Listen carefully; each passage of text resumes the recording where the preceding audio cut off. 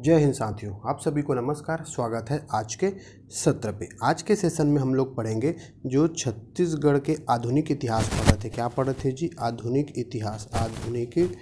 इतिहास। जो आधुनिक इतिहास पढ़ रहे थे उसका ये सेकेंड पार्ट है। सेकेंड पार्ट भी बहुत इम्पॉर्टेंट है क्योंकि यहाँ पे हम लोग क्या पढ़ेंगे? ब्रिटिश संरक्षक पढ़ेंगे। कल बताया था ना मैं, कब से कब तक काल पूरा डिटेल बताया था। अगर नहीं अभी देखे हैं तो प्लेलिस्ट में ये वीडियो डाला है, एक बार उसको देखिए, फिर वहाँ देखने के बाद यहाँ आके देखिए, तब ज़्यादा वीडियो समझ में आएगा।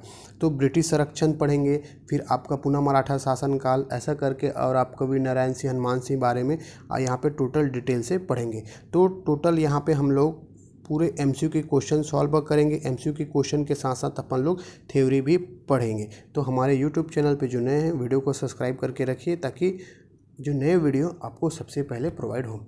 ज़्यादा बात ना करते हुए हम पढ़ते हैं पहला क्वेश्चन।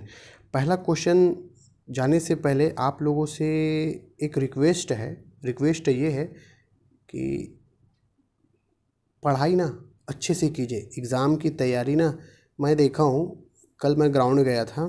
कहाँ? ग्राउंड, पुलिस ग्राउंड, यहाँ बिलासपुर के पुलिस ग्राउंड गया था। बिलासपुर के पुलिस ग्राउंड में ये स्थिति है कि आदमी फिजिकल में ज़्यादा ध्यान दे रहे हैं, रिटर्न में बहुत कम। रिटर्न में नामात्रा की तरह ना, मान लो 50% फिजिकल में, 50% रिटर्न में ध्यान है, ऐसा है।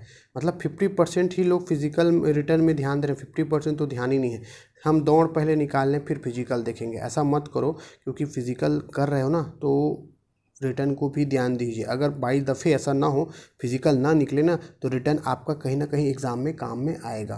तो रिक्वेस्ट है, एक टीचर स्टूडेंट से रिक्वेस्ट करे कि आपको एग्ज़ाम के लिए फ़िज़िकल के साथ साथ रिटर्न एग्ज़ाम में भी ध्यान आप लोग दें। चलो, बाकी आप लोग की जैसी इच्छा। अपन पढ़ते हैं पहला क्वेश्चन है, छत्तीसगढ़ पहली बार किस वर्ष में अंग्रेजी शासन के अधीन हुए? किनके अधीन हुए? अंग्रेजी शासन के अधीन हुए। कल मैं बताया था कब मराठा आया था, बताया था, ठीक है। कब आपका ब्रिटिश शासनकाल आया, ठीक है। क्या आया? ब्रिटिश शासनकाल, फिर पुनः ब्रिटिश शासनकाल, वो एक बार देख लीजिए, फिर यहाँ पे पूरा डिटेल समझ में आएगा। क्या बोल रहा है? पहली बार छत्तीसगढ़ पहली बार अंग्रेजी शासन के अधीन कब आया? कब आया अंग्रेजी शासन के अधीन? देखो, इसका आंसर जानने से पहले कुछ चीज़ बताऊँ मैं। जो अंग्रेजी शासन का काल है, जी अंग्रेजी शासन का काल कब से कब तक था? आपका 1818 से 1830 बताया था। कब से? 1818 से 1830 तक बताया था। कारण क्यों था? कारण इसलिए था, जो रघु जी, कौन थे जी? आपके रघु जी तृतीय, याद रखेंगे नाम। ये रघु जी तृतीय क्या थे? अल्पायु के थे। क्या थे? अल्पायु के थे। तो अल्पायु होने के कारण प्रतिनिधि के रूप में, किस रूप में? प्रतिनिधि के रूप में सर्वप्रथम शासन आपने अंग्रेजों ने, किसने? अंग्रेजों ने छत्तीसगढ़ में सर्वप्रथम शासन अंग्रेजों ने शासन किया। कब? 1818 में। कब किया जी? 1818 में। कारण किस कारण से? रघु जी तृतीय ना, रघु जी तृतीय का अल्पायु होने के कारण, ठीक। तो इसका आंसर क्या हो जाएगा? ऑप्शन नंबर सी, 1818, ठीक। नेक्स्ट क्वेश्चन देखते हैं। अंग्रेजों से ठीक पहले, जब अंग्रेज थे, ये अंग्रेज से ठीक पहले यहाँ पे किनका शासन था? यहाँ पे छत्तीसगढ़ में शासन था मराठा काल का। किनका था जी? मराठाओं काल का शासन था, ठीक है। किनका था? मराठाओं काल का शासन था अंग्रेजों से ठीक पहले, ठीक है। तो जब अंग्रेजी शासन स्थापित हुए, कौन सा? ये याद रखेंगे, जो अंग्रेजी शासन हम लोग देखें, अभी अंग्रेजी शासन कब से कब था? 1818 से 1830। लेकिन जब अंग्रेजी शासन का जब काल आया तो उस समय मराठा के अंतिम शासक थे।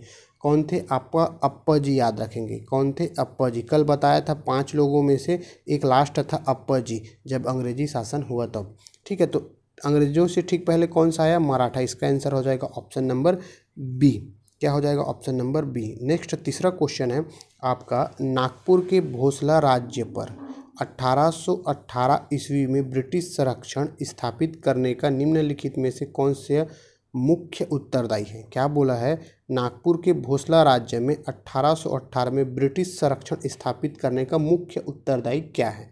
क्या है देखते हैं। मुख्य उत्तरदायी क्या है, मैं आपको बताया था जब अंग्रेजी शासन कब से कब था, अंग्रेजी शासन आपका 1830 डेट याद रखेंगे ना। तो इस समय क्यों हुआ, क्यों, रघुजी तृतीय, जो रघुजी तृतीय थे उनकी अल्पायु के कारण। तो इसका आंसर क्या हो जाएगा, रघुजी तृतीय के अल्पायु होने के कारण। किसके कारण, रघुजी तृतीय के अल्पायु होने के कारण। नेक्स्ट क्वेश्चन है आपका, इस राज्य में नियुक्त निम्नलिखित में से किस ब्रिटिश अधीक्षक के कार्यकाल में संवत भारती का विद्रोह हुआ। किसका, संवत भारती का विद्रोह बोल रहा है। जो संवत भारती का विद्रोह किसके शासनकाल में हुआ, कौन थे अंग्रेज के शासनकाल में हुआ। देखो, संवत भारती का विद्रोह से संबंध कौन था ये बताता हूँ मैं। इससे संबंध था मेजर एगेन्यू। कौन थे, मेजर एगेन्यू संबंधित थे। किससे, संवत भारती से कौन संबंधित थे, मेजर एगेन्यू। अब बोलेंगे सर ये एगेन्यू कौन सा नया हीरो आ गया। तो ये जो ब्रिटिश शासनकाल था उस समय अधीक्षक नियुक्त किए थे, वो अधीक्षक में से सेकंड अधीक्षक हैं। मैं अभी बताऊंगा अधीक्षक अभी बताऊंगा, वहाँ पे आप लोग डिटेल देखिए इसके बाद नेक्स्ट क्वेश्चन में। तो जो संवत भारती का विद्रोह किनके समय हुआ, एगेन्यू के समय, मेजर एगेन्यू के समय हुआ। इसका आंसर ऑप्शन नंबर ए हो जाएगा। ठीक, क्या हो जाएगा, ऑप्शन नंबर ए। अब नेक्स्ट क्वेश्चन, नागपुर के भोसला राज्य पर ब्रिटिश संरक्षण काल 1818 से 1830 के अंतर्गत नियुक्त प्रथम सुपरिटेंडर को ही क्या बोल रहे थे अपन, अधीक्षक। क्या बोल रहे थे जी, आपका सुपरिटेंडर को क्या बोल रहे थे, अधीक्षक। क्या बोल रहे थे, अधीक्षक। तो सबसे पहला सुपरिटेंडर कौन आया, एडमंड। ठीक, कौन आया, एडमंड, कैप्टन एडमंड याद रखेंगे। फिर उसके बाद एगेन्यू आया, एगेन्यू। ठीक, इनका क्रम भी पूछा जाता है, याद रखेंगे। फिर हंटर, तीन एक साथ। ठीक, एडमंड एगेन्यू हंटर, ए पहले आया फिर हंटर आया, Edmund Agnew Hunter, Edmund Agnew Hunter, तीन एक साथ ना, याद रखेंगे। तीन एक साथ, एडमंड एगेन्यू आपका हंटर। फिर आपका चौथा याद रखेंगे सैंडिस।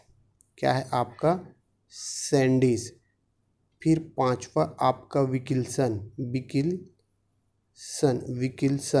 और छठवा है क्राफर्ड। लास्ट है ना आपका क्राफर्ड। इनका क्रम जमाने के लिए पूछता है, याद रखेंगे, इसलिए रिपीट कर रहा हूँ। एडमंड एगेन्यू हंटर, एक साथ, एडमंड एगेन्यू हंटर, तीन इधर, सैंडिस, विकिल्सन और क्राफर्ड, सैंडिस, विकिल्सन और क्राफर्ड सबसे लास्ट है। तो प्रथम सुपरिटेंडर पूछा है तो कौन हो जाएगा इसका answer, option number A, captain Edmund. ठीक, नेक्स्ट क्वेश्चन है, किस ब्रिटिश ने 1818 में छत्तीसगढ़ की राजधानी रतनपुर से, पहली राजधानी कहाँ थी छत्तीसगढ़ की राजधानी, रतनपुर से कहाँ ट्रांसफ़र किया बोल रहे हैं दोस्तों, आपका रायपुर। कहाँ, रायपुर हस्तांतरित किसने किया था, ये पूछा है क्वेश्चन। तो इसका आंसर आप लोग कोशिश कीजिए कि आंसर देने का, है ना, अपने मन में, चाहे कमेंट ना करो कोई बात नहीं, लेकिन मन में इसका आंसर देने की कोशिश कीजिए। हो सकता है इसका आंसर ये हो। मतलब कहने का मतलब ये कि आप एक तुक्का भी लगा रहे हो ना, तो बैठ रहा है कि नहीं बैठ रहा है सटीक ये देखा करो।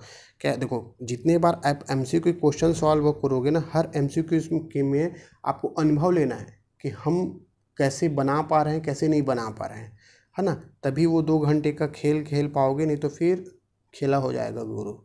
ठीक, तो नेक्स्ट है आपका, इसका आंसर क्या हो जाएगा, रतनपुर से रायपुर हस्तांतरित किसने हस्तांतरित किया जी, एगेन्यू ने। किसने किया, आपका एगेन्यू ने। किसने किया, इसका आंसर हो जाएगा ऑप्शन नंबर बी, एगेन्यू ने हस्तांतरित किया। कब, ये भी सन पूछता है 1818, वैसे क्वेश्चन में ही दिया गया है 1818 में ट्रांसफ़र किया। ठीक, नेक्स्ट क्वेश्चन है, निम्नलिखित में से किस वर्ष में रायपुर को इस राज्य की राजधानी बनाया। अब भी बताया हूँ, इसका आंसर कमेंट करके बताइए, रायपुर कब राजधानी बना, ये बताना है। इसका कमेंट कीजिए, आंसर क्या हो जाएगा, ऑप्शन नंबर ए, 1818। मैं ही बता देता हूँ भाई, मेरे को पता है कमेंट नहीं करोगे आप लोग। मराठा शासनकालीन, लेकिन करते हैं भाई, मेरे कुछ स्टूडेंट बहुत अच्छे हैं जो लोग कुछ ना कुछ तो कमेंट करते हैं, ज़्यादा नहीं तो जय हिंद लिख देते हैं, मेरे को बहुत अच्छा लगता है। मराठाकालीन छत्तीसगढ़ में ब्रिटिश नियंत्रण शासन का अंतिम ब्रिटिश अधिकारी। देखो मैं पहले बताया था एडमंड बताया था आपका, फिर अंतिम बताया था आपका क्रॉफर्ड। क्या बताया था? क्रॉफर्ड। तो इसका आंसर हो जाएगा ऑप्शन नंबर डी, क्रॉफर्ड। देखो लगभग यहाँ पे मैं 22 क्वेश्चन, कितने जी? आपके 22 एमसीक्यू क्वेश्चन सॉल्व कराऊंगा, लेकिन कसम से बता रहा हूँ ये 22 एमसीक्यू क्वेश्चन बहुत इंपॉर्टेंट है और एकदम चुनिंदा चुनिंदा में लेके आया हूँ। ऐसे उलझुल क्वेश्चन नहीं जो पूछे जा सकते हैं। 22 के 22 क्वेश्चन ना रटन विद्या की तरह पूरा रट लो, घोर के पी जाओ, है ना। अभी सुबह 9 बजे अगर वीडियो देख रहे हो, 9-10 बजे जैसे भी समय, 24 घंटे पहले मैं आपको पीडीएफ दे दूंगा। पीडीएफ आप लोग रिवाइज कर लेना, है ना। पीडीएफ को आप लोग रिवाइज कर लेना, ठीक। रिवाइज करना बहुत ज़रूरी, नहीं तो फिर खेला हो जाएगा।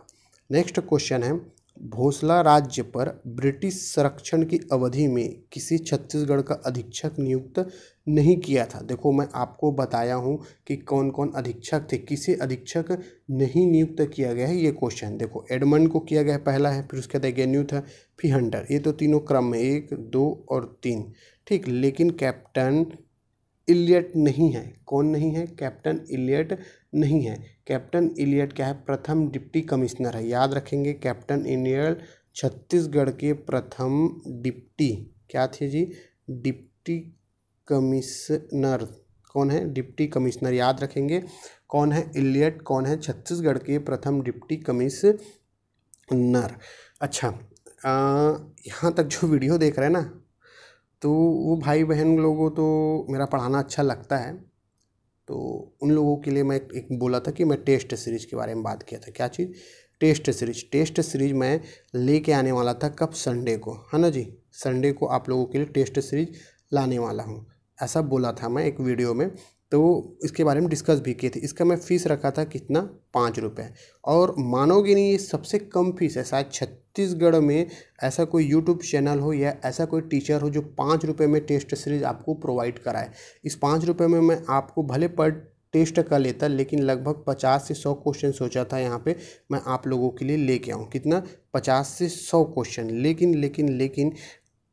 लेकिन यहाँ पे बताना चाहता हूँ, जो 50 से 100 क्वेश्चन लेके आने वाला था, लेकिन मेरे मोबाइल में व्हाट्सअप में आप लोगों का 500 नंबर है, लगभग 500 नंबर, जो पीडीएफ के लिए, और उनको लिंक मैं डेली शेयर करता हूँ, है ना।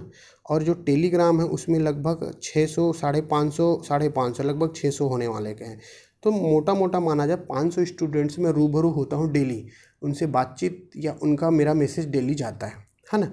तो लेकिन 500 में मैं इसका क्या बोलूँ, कितने लोग ये 5 रुपये के लिए, मतलब टेस्ट के लिए, 5 रुपये की बात नहीं, टेस्ट के लिए इंटरेस्टेड थे, वो समझ में आया। मैं बोला था, जो 5वां पॉइंट बोला था, 4था पॉइंट कि टेस्ट दिलाना, चाहे मेरे से दिलाओ या कोई भी टीचर से दिलाओ, टेस्ट तो बहुत ज़रूरी है। लेकिन शायद इंटरेस्ट नहीं लिए, अब क्या पता शायद पढ़ाई में नहीं है, तो या हो सकता है कि 5 रुपये उन लोग को ज़्यादा लगा हो कि सर 5 रुपये ले रहे हैं।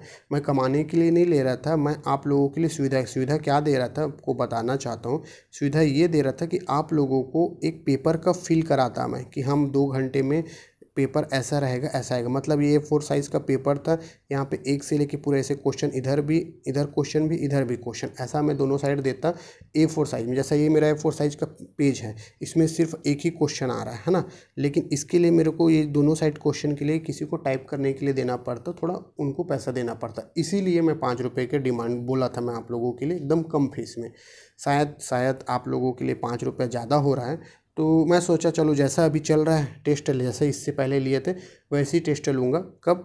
हर संडे को कोशिश करूँगा, हर संडे को, वो भी क्या लूँगा, हर संडे को लूँगा, लेकिन वो भी आप लोगों के लिए फ्री लूँगा मैं, विदाउट कास्ट, पैसा नहीं लूँगा।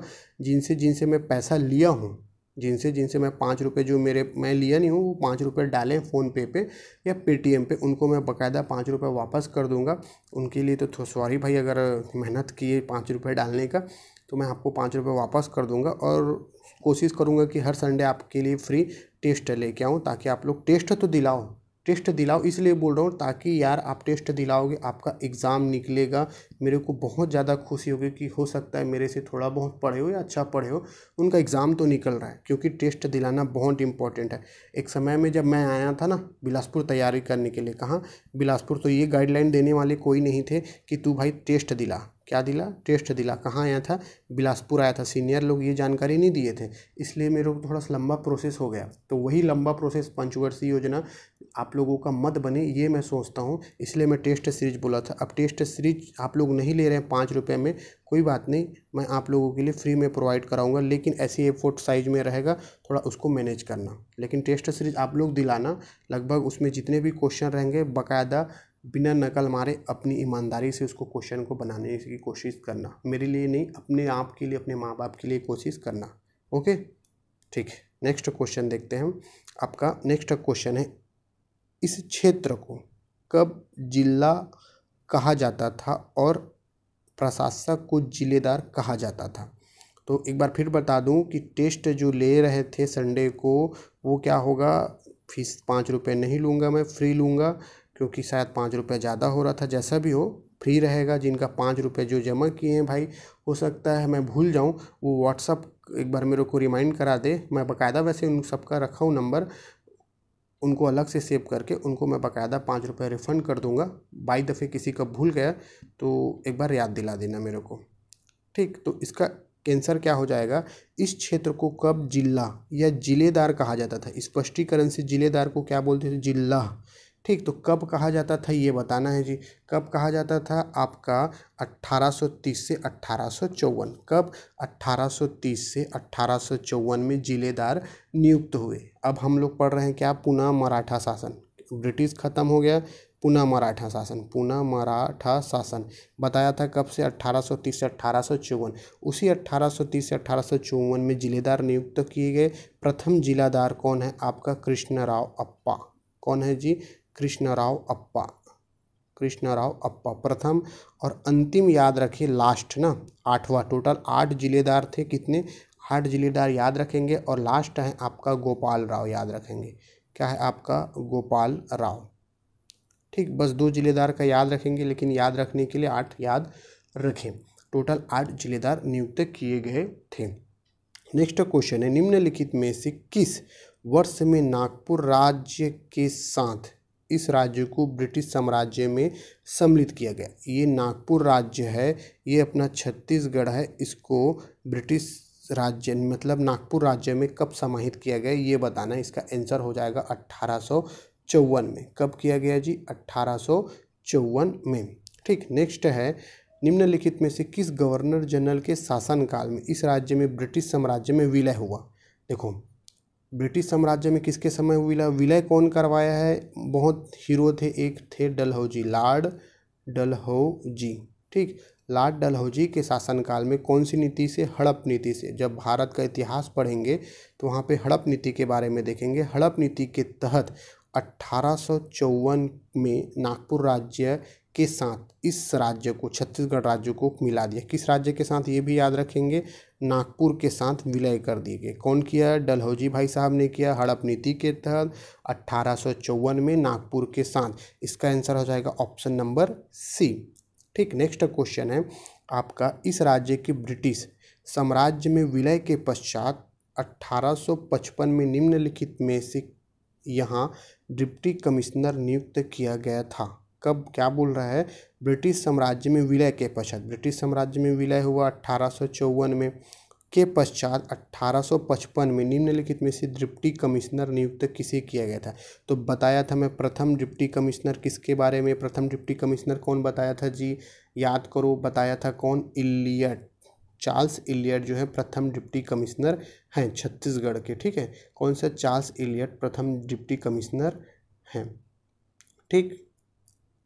नेक्स्ट क्वेश्चन है आपका 14 नंबर का क्वेश्चन, छत्तीसगढ़ में तहसील शासन व्यवस्था का प्रारंभ किस ब्रिटिश अधिकारी ने किया? मतलब तहसील जो हमारे गांव में होते हैं ना, तहसील विकास खंड, तो तहसील शासन व्यवस्था का प्रारंभ किस ब्रिटिश अधिकारी ने किया ये बताना है आपको जी। किसने किया? इसको इलियट ने ही किया है। कौन है? इलियट। इलियट कौन है? प्रथम डिप्टी कमिश्नर चार्ल्स इलियट ने ही इसको प्रारंभ किया था। नेक्स्ट क्वेश्चन है, ब्रिटिश शासन काल में छत्तीसगढ़ में बरकंदाज, क्या है? बरकंदाज किसे कहा जाता था? बरकंदाज किसे कहा जाता था? जो सिपाही होते थे ना, कौन होते थे? जो सिपाही होते थे उन्हें ही बरकंदाज कहा जाता था? इसका आंसर हो जाएगा ऑप्शन नंबर बी से बाहुबली। नेक्स्ट क्वेश्चन है, स्वतंत्रता संग्राम में इस राज्य का प्रथम शहीद होने का गौरव किसे प्राप्त है? देखो, प्रथम शहीद होने का गौरव किसे प्राप्त है, ये पूछा है छत्तीसगढ़ में। छत्तीसगढ़ में प्रथम शहीद होने का गौरव किसे प्राप्त है? आपका आंसर हो जाएगा आपका वीर नारायण सिंह को। किसको? वीर नारायण सिंह को। अब देखते हैं वीर नारायण सिंह को। देखो, प्रथम शहीद कब हुए? आपका 10 दिसंबर। वीर नारायण सिंह को 10 दिसंबर 1857 को इलियट के आदेश पर, किनके आदेश पर याद रखेंगे? इलियट। कौन थे इलियट? कौन था भैया? वो एक डिप्टी कमिश्नर थे। इसके आदेश पर रायपुर के जय स्तंभ चौक पे, कहाँ पे? रायपुर के जय, अरे कभी कभी ये पेंसिल भी ना, जय स्तंभ, क्या है जी? जय स्तंभ चौक में। कहाँ पे? जय स्तंभ चौक है रायपुर में ना, वहाँ पे क्या कर दिए? फांसी दी। कब? डेट पूछता है 10 दिसंबर 1857। छाप लो इसको ना, 10 दिसंबर 1857 को इनको फांसी दिया गया। इसीलिए इसको छत्तीसगढ़ के प्रथम शहीद के रूप में जाना जाता है। किसको? वीर नारायण सिंह को। किनको जी? वीर नारायण सिंह को। तो इससे 3 बातें हुआ। क्या है? प्रथम शहीद कौन है? वीर नारायण सिंह। कब दिया इसको फांसी? 10 दिसंबर 1857 को। कहाँ दिया? रायपुर के। लेकिन और कहाँ? जय स्तंभ चौक में। ठीक, किसके कहने पे? इलियट के कहने पे। नेक्स्ट क्वेश्चन है, 1857 की क्रांति के समय रायपुर के डिप्टी कमिश्नर कौन थे? देखो, 1857 की क्रांति के समय डिप्टी कमिश्नर का नाम आया तो चार्ल्स कैप्टन इलियट को याद रखेंगे। कैप्टन इलियट बोलते हैं, चार्ल्स इलियट, इसी को ही याद रखना। ठीक, नेक्स्ट क्वेश्चन, इस राज्य के निम्नलिखित में से किस स्थान में 1857 का विद्रोह नहीं हुआ? किस स्थान में? किसके? 1857 ना जी, 1857 का विद्रोह नहीं हुआ। नहीं हुआ को अंडरलाइन करके पढ़े। देखो, वो जो 2 घंटे का खेल होता है ना, 2 घंटे के खेल में ये नहीं है या कुछ कुछ चीज़ें, उसको आप लोग अंडरलाइन करके पढ़ना। टेस्ट दिलाने का मतलब वही था, आप लोग जब टेस्ट दिलाओ तो टेस्ट दिलाने में वो 2 घंटे का खेल को मैनेज करना सीखना। ऐसा करना हर एक टेस्ट में, मान लो जो फुल लेंथ टेस्ट हो 2 घंटे का, उसमें 10 मिनट पहले आपका पेपर बन जाए, ताकि 10 मिनट में कुछ कुछ चीज़ें हमको बनाना है। वो जब पेपर नज़दीक आएगा ना, तब उसके बारे में और अच्छे से डिस्कस करेंगे। तो इसका आंसर क्या होता है, ये देखने से पहले मैं आप लोगों को बताता हूँ कि 1857 जो क्रांति के विलय के समय कुछ कुछ विद्रोह हुए। ठीक, तो आपका सोना खान क्षेत्र है ये, सोना खान। सोना खान में हीरो कौन थे? यहाँ पे वीर नारायण सिंह। कौन थे? वीर नारायण सिंह, सोना खान में। उदयपुर याद रखेंगे, उदयपुर। उदयपुर में कल्याण सिंह। कौन है आपका? कल्याण सिंह। उदयपुर में कल्याण सिंह, उदय का कल्याण हुआ। संबलपुर चलते हैं। कहाँ जी? संबलपुर। संबलपुर में सुरेंद्र साय। कौन याद रखेंगे? सुरेंद्र साय। संबलपुर में सुरेंद्र साय। ठीक, और आपका संबलपुर में सुरेंद्र साय है। और आपका बरगढ़, क्या है आपका? बरगढ़। बरगढ़ में आपका हनुमान सिंह। बरगढ़ में आपका हनुमान सिंह। कौन है आपका? बरगढ़ में हनुमान सिंह है। बरगढ़ में हनुमान सिंह। कौन है जी? बरगढ़ में आपका हनुमान सिंह। बरगढ़ में हनुमान सिंह नहीं जी, सॉरी, हनुमान सिंह कहाँ गए? सॉरी, हनुमान सिंह नहीं है, तभी तो मैं बोल रहा था हनुमान सिंह नहीं। इसको याद रखेंगे। बरगढ़ में आपका बलराम सिंह है। कौन है आपका? बलराम सिंह। हनुमान सिंह तो रायपुर में चलेंगे हीरो, उनके बारे में भी देखेंगे। कौन है? बरगढ़ में आपका बलराम सिंह। कौन है? बरगढ़ में आपका बलराम सिंह है। ठीक, ये विद्रोह हुए थे। तो बोला 1857 की क्रांति में विद्रोह नहीं हुआ था। 1857 में विद्रोह नहीं हुआ था। कहाँ विद्रोह नहीं हुआ था? आपका रायपुर में विद्रोह नहीं हुआ था। याद रखेंगे, कहाँ नहीं हुआ था? रायपुर में विद्रोह नहीं हुआ था। कब हुआ था रायपुर में विद्रोह? 1858 में। वो भी कौन सा विद्रोह? यहाँ पे याद रखेंगे, आपका सिपाही विद्रोह बोलते हैं। क्या बोलते हैं? आपका सिपाही विद्रोह। कब हुआ था? 1858 में हुआ था सिपाही विद्रोह। इसका आंसर हो जाएगा ऑप्शन नंबर डी। देखो, ये क्वेश्चन भी है। जनवरी 1858 में रायपुर में हुए सिपाही विद्रोह के नेता थे। तो याद रखेंगे 1858 में रायपुर में कौन सा विद्रोह हुआ? सिपाही विद्रोह। इसके हीरो कौन थे? हनुमान सिंह। इसी को बता रहा था, इसके हीरो कौन थे? हनुमान सिंह। कौन है आपका? हनुमान सिंह। देखो, ये एक बता रहा हूँ, इससे सारे क्वेश्चन आने वाले बनेंगे। आपका रायपुर में सिपाही विद्रोह कहाँ हुआ जी? रायपुर में। कब हुआ? 1858 में। ठीक। कौन नेता थे? आपका हनुमान सिंह। हो गया। अब देखो, जो हनुमान सिंह थे वो किसकी हत्या करते हैं? हत्या करते हैं आपका किसके? सिडवेल के। सिडवेल की हत्या करते हैं। कब कब हत्या करते हैं? याद रखेंगे, 18 जनवरी 1858 को। कब हत्या करते हैं? 18 जनवरी 1858 को। किसकी हत्या करते हैं? सिडवेल की हत्या करते हैं। और इन्हें उपाधि दिया गया, इनको उपाधि दिया गया छत्तीसगढ़ में मंगल पांडे के। किसका? मंगल पांडे जी का। क्या बोलते थे? मंगल पांडे बोलते हैं। किनको? हनुमान सिंह को। और जो हनुमान सिंह हैं ये जो है किस रेजिमेंट से शामिल थे? ये तीसरी, याद रखेंगे, तीसरी भारतीय रेजिमेंट में शामिल थे। रेजिमेंट में शामिल थे। ओके। अब सब क्वेश्चन नेक्स्ट मिलेगा। ठीक। अब देखो, छत्तीसगढ़ का मंगल पांडे किसे कहते हैं? हनुमान सिंह को। बना 20वां क्वेश्चन। ठीक। 21वां क्वेश्चन देखते हैं। क्रांतिकारी हनुमान सिंह ने ब्रिटिश अधिकारी की हत्या की थी। बताया था मैं, हत्या किसकी की थी? सिडवेल की हत्या की थी। लास्ट और फाइनल क्वेश्चन है, छत्तीसगढ़ के रायपुर में जनवरी 1858 में सैनिक बगावत हुई। वहाँ से रेजिमेंट में संबंधित थे। कौन संबंधित थे? आपका तीसरी भारतीय रेजिमेंट, तीसरी भारतीय रेजिमेंट के सैनिक थे। कौन? हनुमान सिंह। इस तरीके से हम लोग सेकेंड पार्ट में आपका 22 MCQ के बहुत इंपॉर्टेंट क्वेश्चन सॉल्व किए, बहुत ही ज़्यादा। अब देखो, अब बोलोगे सर हम लोग इसका और डिटेल, मतलब अगर जैसा HR का बुक है या कहीं का बुक उठाओगे ना, डिटेलिंग दिया है बहुत ज़्यादा। हमको PhD नहीं करना है। क्या नहीं करना है? PhD नहीं करना है। हमको क्या लेना है? वर्दी लेना है ना। वर्दी लेने के लिए कम पढ़ना है, बम पढ़ना है। कहने का मतलब अच्छा पढ़ो और बम पढ़ो। वो सब चीज़ को पढ़ते गए, इसका ये है वो है, तो समय नहीं है। अभी हमारे पास मुश्किल से अभी जून में हो जाएगा, तो जून में अगर होता है तो आपके पास लगभग 4 महीना मोटा मोटा मान लो एग्ज़ाम के लिए डेट है। रिटर्न एग्ज़ाम के लिए आपके पास समय है। 4 महीना में आपको अथाह पढ़ना है। क्या पढ़ना है? अथाह। और अथाह के लिए ना कम समय है, तो ज़्यादा मेरा हिसाब से ज़्यादा बुक अगर पढ़ रहे हैं तो ज़्यादा डीपली मत पढ़िए। डीपली पढ़ने से होगा क्या? हमारा दिमाग आइंस्टीन नहीं है, सबको समाहित नहीं कर सकता, घच्चा हो जाएगा, खेला हो जाएगा, भूल जाओगे। तो जो सटीक है उसी चीज़ को पढ़ो। मैं जो क्वेश्चन लेके आता हूँ ये जो है PYQ क्वेश्चन है, प्रीवियस ईयर क्वेश्चन बहुत बार पूछे गए हैं, उन्हीं को मैं लेके आता हूँ। इम्पोर्टेंट, बहुत इम्पोर्टेंट। तो एक भरोसा करके पढ़ो यार। मैं खुद पढ़ता हूँ, उसी चीज़ को आपको पढ़ाता हूँ। अभी तक हम लोग क्या पढ़े? छत्तीसगढ़ का पूरा कंप्लीट होने वाला है, आधुनिक बचा है, कंप्लीट हो जाएगा, है ना। तो जो छत्तीसगढ़ पढ़ लिया, मेरे लिए मैं भी अभी जो पेपर दिलाऊंगा उसके लिए मेरा कंप्लीट। इसके सिवा मैं और कुछ नहीं पढ़ूंगा। जो आपके साथ पढ़ा हूँ बस इतना सफिशिएंट है ना। एक बात। दूसरी बात क्या बताने वाला था मैं, कि इसके बाद क्या चालू करें। इसके लिए मैं हो सकता है वोटिंग कराऊं। मैं सोच रहा हूं इसके लिए जियोग्राफी चालू करूं भारत का। कई लोग बोल रहे थे गणित रीजनिंग का खेला मत खेलो जी। 4, 5, 10 नंबर का क्वेश्चन आएगा या सिलेबस आएगा तब देखेंगे।